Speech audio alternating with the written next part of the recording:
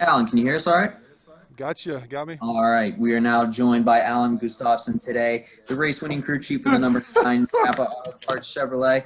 Alan, just talked to us about what you had to do to get that into victory lane today.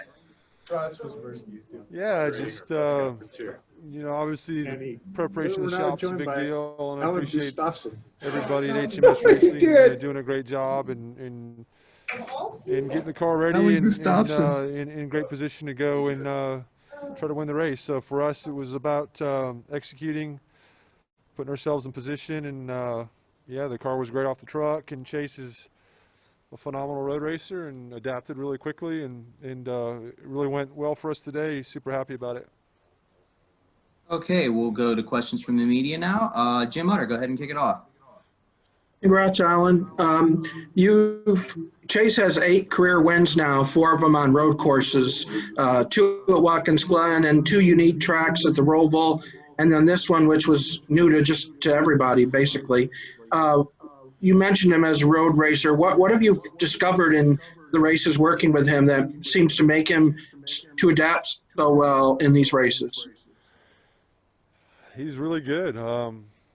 He's just a very talented driver, and with any good driver, they have the ability to slow things down, and when you're running a new track or running at the speeds they run, they can slow it down to where it's slow, and they can make the right decisions and adjustments, and he does a fabulous job with that. And we knew really from the first time I worked with him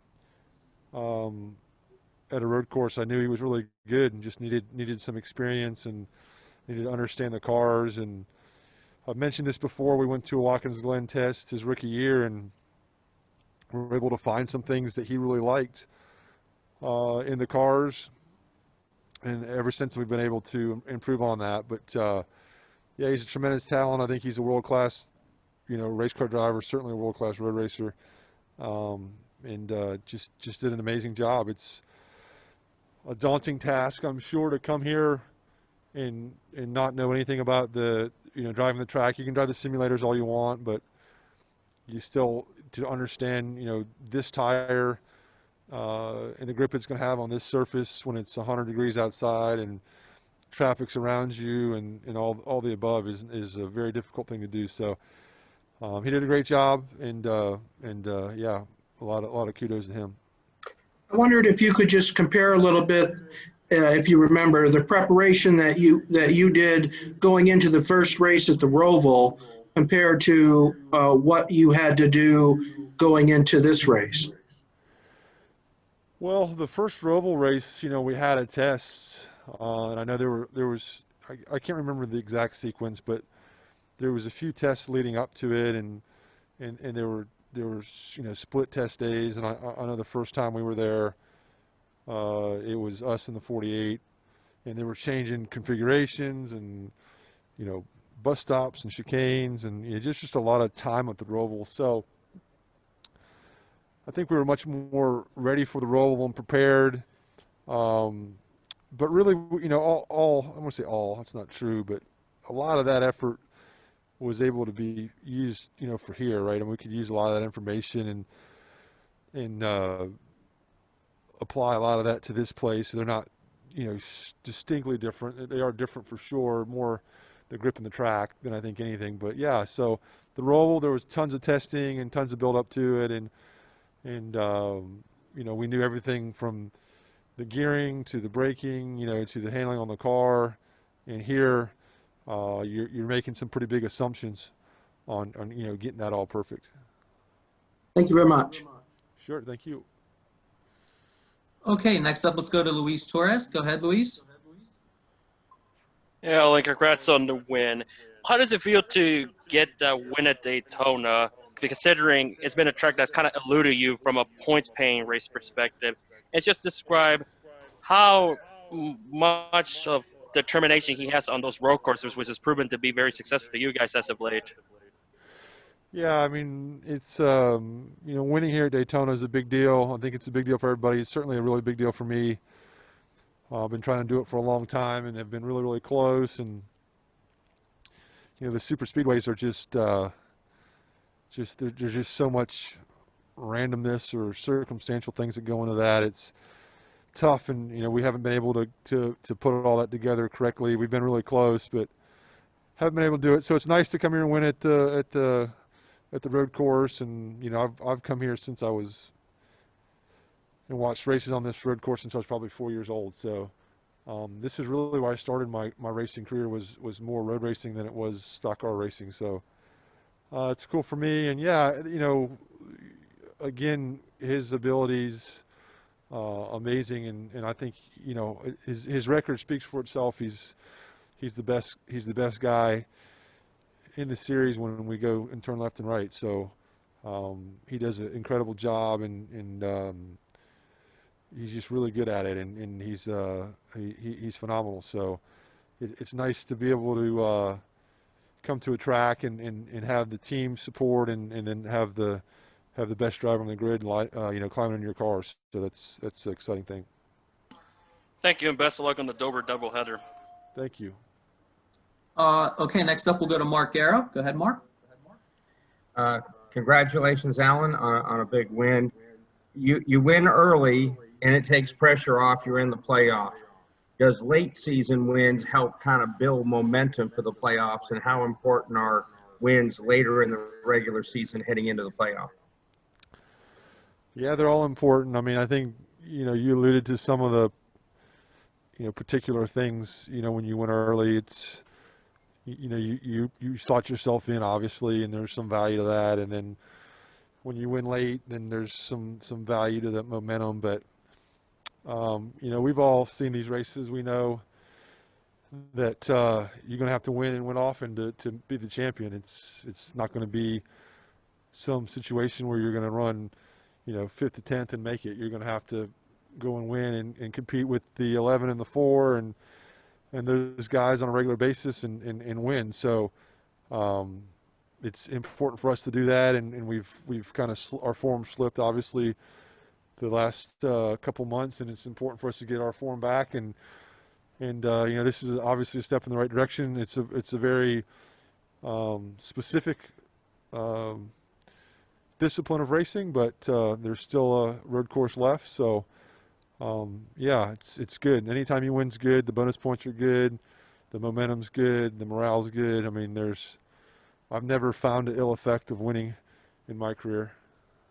And Alan, you mentioned 11, the 4. They're at the top of their games right now. Do you feel you're half a step behind those guys?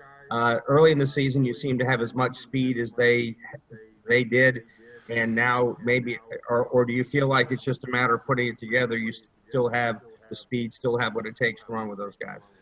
No, the beginning of the year, I thought we were the best car for a significant part of the season, and that could be my rose-colored glasses, but I certainly feel like we were in contention to win about every week, and we've had some issues and slips since then, and those guys have got the upper hand on us, and we don't have the pace to match them right now, and we can't consistently compete to win on all different configurations of tracks. I mean, there's certainly specific tracks that we're still really good at. I mean, obviously Bristol and road courses, and I think we'll have our chances, but I do feel like we've got to find some pace and some speed to match those guys when it comes to the Texases and Kansases and racetracks along those lines. So we're working hard. I promise you there's nobody in the garage working as hard as Hendrick Motorsports is and the 9 team is to try to reel that back in, but those guys have got an upper hand on us, and I'm sure they did it by grinding hard and working hard, and kudos to them for doing it, but we gotta find some. Congratulations. Thank you. Thank you. Next up, we'll go to Jeff from Empire Sports. Go ahead, Jeff. Hey, Alan, congratulations on the win. Since I'm based in the New York metropolitan area, I think I just have to ask, how disappointed were you guys that you couldn't come to Watkins Glen this season? And Chase did say it was good to replace one road course with another, but how disappointing is it that you guys can't make the annual trip to Schuyler County? Yeah, I mean, it's I love Watkins Glen. I love the area. It's gorgeous country. it's in August. It's so good. It's so nice. It's, you know, still have reasonably cool nights, and it's just lush and green and beautiful. So I love the area. I love going there. I love the track. It's man, it's a wicked road course. It's so fast, and unique, and yeah, it's great. And I missed it, and I miss, you know, I really love the dedicated road course circuits like that are, you know, you're like in the forest, you're out there kind of, you know, it's not a big concrete jungle. It's, you know, you kind of race through the trees, and you're in a I don't know how to describe it. It just reminds me more of you know, really truly dedicated road courses that I grew up on. So I love that part of it. But if we're gonna not be able to race there, this is a great place to come and race. And I think everybody was excited to get on this track, and it's so prestigious, and so many good people have raced here and won. So many legends of the sport. So you know, it's bittersweet. I would love to have been to Watkins Glen. I would probably slept a lot better last night if we were going to Watkins Glen.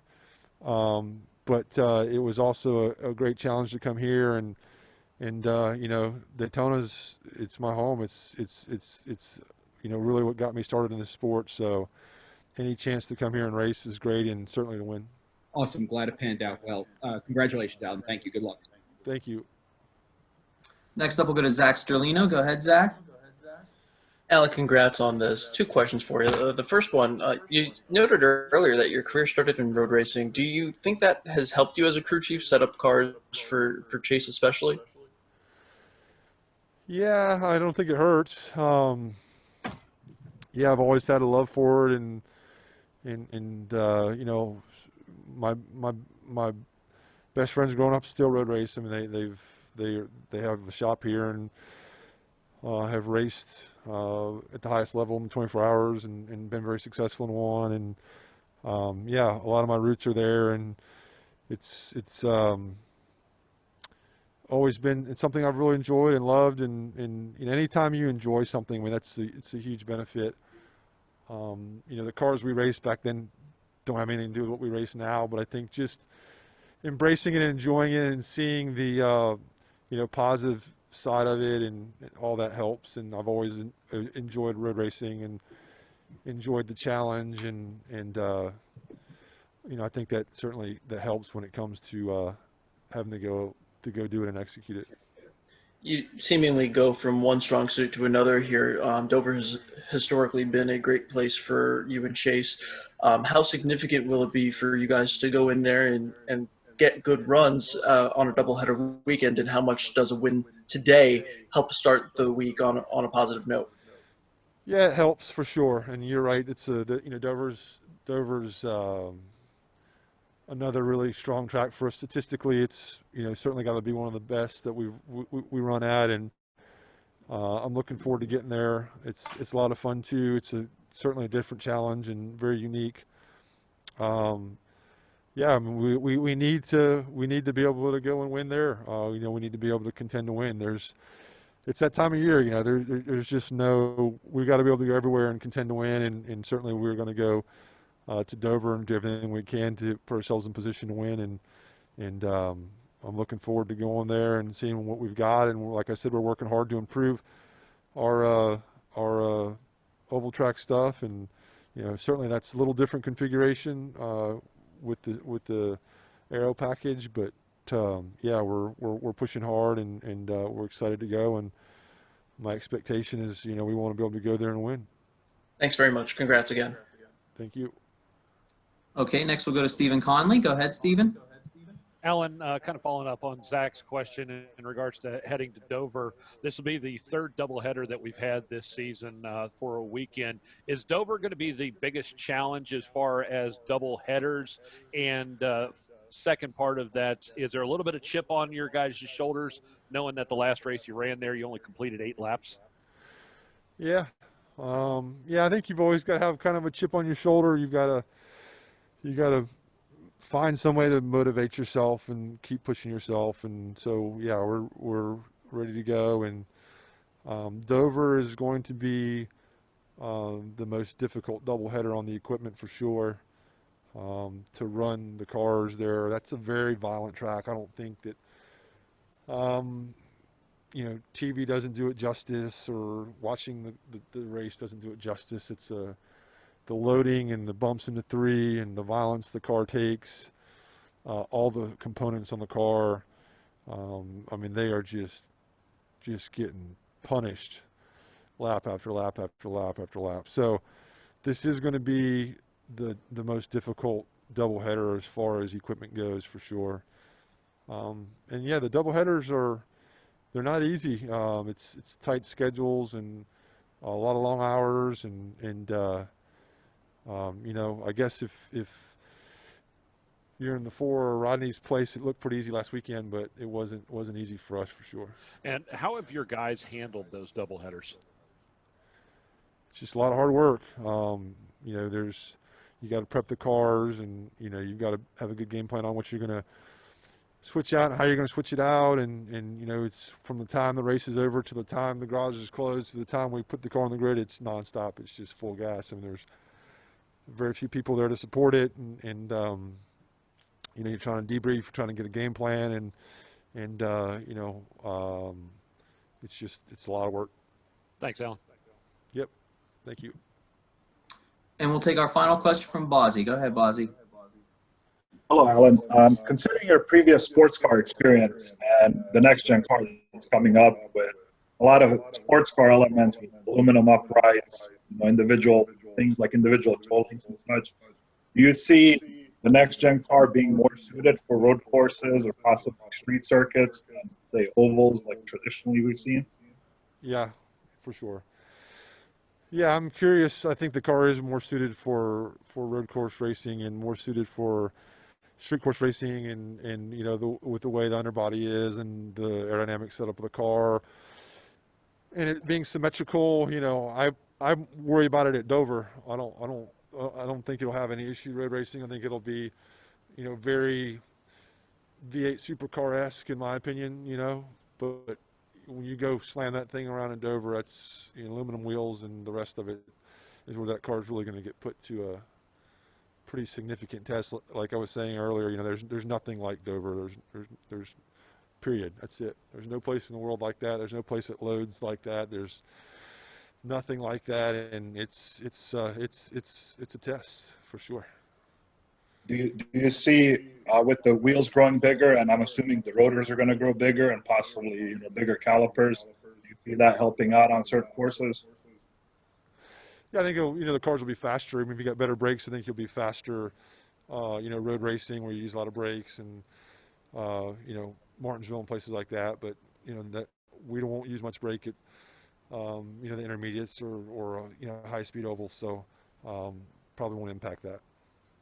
And one more, since we're on the topic, as far as the individual links in the rear, and specifically what I've heard of the toe links being on kind of aft position of the wheels, you see that as being a vulnerability, or is that more to be able to save the chassis and reuse it? Yeah, it's hard to say. I can't say that I've worked with the car enough to make a whole lot of educated opinions about it, so it's tough to say. I think it's just more in convention with the majority of the rest of the racing industry. So that's really where I think it's gone, and it's much more conventional to really any other race car you'd see on any other circuit. Thank you. I appreciate your time. Yep, no problem. All right, Alan, thank you again for your time today. Congrats on the win. Yeah, thanks. Appreciate it, everybody.